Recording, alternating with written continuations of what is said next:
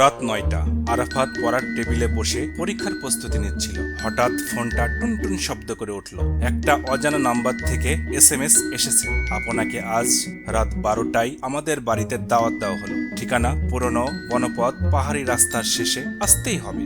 অদ্ভুত বিষয়, প্রেরকের নাম লেখা নেই। কৌতূহলী হয়ে সে বন্ধু সজীবকে ফোন করলো। দোস্ত, এই মেসেজটা দেখ, এটা কি হতে পারে? সজীব কিছুক্ষণ চুপ থেকে বলল, তুই ওখানে যাবি না, ওই জায়গাটা অভিশপ্ত।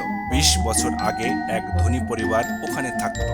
একদিন সবাই রহস্যজনকভাবে নিখোঁজ হয়ে যায়। তারপর থেকে কেউ ওখানে গেলে আর ফিরে আসে না। কিন্তু আরাফাত ভয় পেলেও কৌতূহল সামলাতে পারল না। রাত 11:30। আরাফাত একা বেরিয়ে পড়ল। রাস্তা ফাঁকা, বাতাসে কেমন একটা ভয়ানক শীতল অনুভূতি। চারপাশে কেবল ঝিঝি পোকার শব্দ। এক সময় সে পুরনো বনপথে এসে পৌঁছালো। সামনে বিশাল লোহার গেটটা খোলা। ভেতরে ঢুকতেই একটা ঠান্ডা বাতাস তার গা ছুঁয়ে গেল। সামনে বিশাল একটা পুরনো দোতলা বাড়ি দাঁড়িয়ে। জানালার কাঁচ ভাঙ্গা, দেওয়ালের রং উঠে গেছে, কিন্তু অবাক করার মতো ব্যাপার, ভেতর থেকে আলো আসছে। দরজা ধাক্কা দিতেই ক্রিক করে খুলে গেল।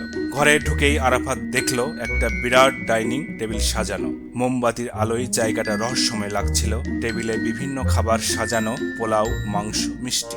কিন্তু আশ্চর্যের বিষয়, ঘরে কেউ নেই। হঠাৎ পেছন থেকে একটা মিষ্টি কণ্ঠে কেউ বলল, আপনি এসেছেন, চলুন খেতে বসুন। আরাফাত চমকে তাকালো। এক যুবতী দাঁড়িয়ে, সাদা শাড়ি, কপালে লাল টিপ, হাসিটা কেমন যেন ঠান্ডা।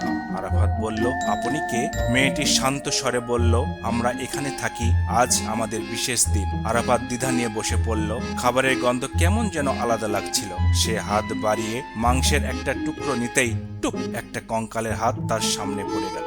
আরাফাত দ্রুত চেয়ার ছেড়ে উঠে দাঁড়ালো। এবার সে খেয়াল করলো ঘরের কোনায় কিছু আধারে ঢাকা ছায়া নড়ছে। তার গলা শুকিয়ে গেল।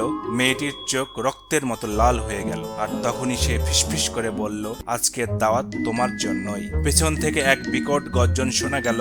আরাফাত তাকিয়ে দেখলো একটা কালো ছায়ামূর্তি, যার চোখ দুটি জ্বলছে। আরাফাত দৌড়ে দরজার দিকে গেল, কিন্তু দরজাটা আপনা আপনি লক হয়ে গেল। এ বাড়িতে ঢুকলে আর বেরোনোর রাস্তা নেই।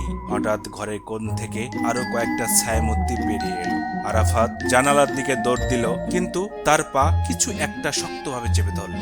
সে চিৎকার করে বলল, আমাকে ছেড়ে দাও। ঠিক তখনই আজানের ধ্বনি ভেসে এলো। সাথে সাথে সেই হাতটা শিথিল হয়ে গেল। আরাফাত বুঝতে পারল, সে যদি আজান দিতে পারে তাহলে হয়তো বাঁচতে পারবে। সে কাঁপা কাঁপা গলায় আল্লাহু আকবার বলে চিৎকার করতে পুরো ঘর কাঁপতে লাগলো। ঘরের সব আলো নিভে গেল। একটা বিকট চিৎকার ভেসে এলো, না আ আ আ। বাতাসের ধুলো উঠতে লাগলো। সমস্ত ছায়ামূর্তিগুলো ধোঁয়ার মতো মিলিয়ে গেল। আরাফাত দ্রুত দরজার দিকে দৌড় দিল। এবার সেটা নিজে থেকেই খুলে গেল। বাইরে বেরিয়ে সে দেখলো পুরো বাড়িটা ধীরে ধীরে অন্ধকারে মিলিয়ে যাচ্ছে। ভোরবেলা পুলিশকে জানালো হলো। পুলিশ এসে দেখলো এই জায়গায় কোনো বাড়ির অস্তিত্ব নেই। এক বৃদ্ধ বললেন, বছর 50 আগে এখানে এক জমিদারের বাড়ি ছিল। এক রাতে সবাই খুন হয়ে যায়। তারপর থেকে সেখানে কেউ গেলে আর ফিরে আসে না। আরাফাত শুনে স্তব্ধ হয়ে গেল। সেদিন রাতে সে আরেকটা মেসেজ পেল, তোমার সাহস আছে, কিন্তু আবার ফিরে এসো না, কারণ আমরা এখনো ক্ষুধার্ত। ফোনটা নিজে থেকেই বন্ধ হয়ে গেল। সমাপ্ত, নাকি নতুন কিছুর শুরু?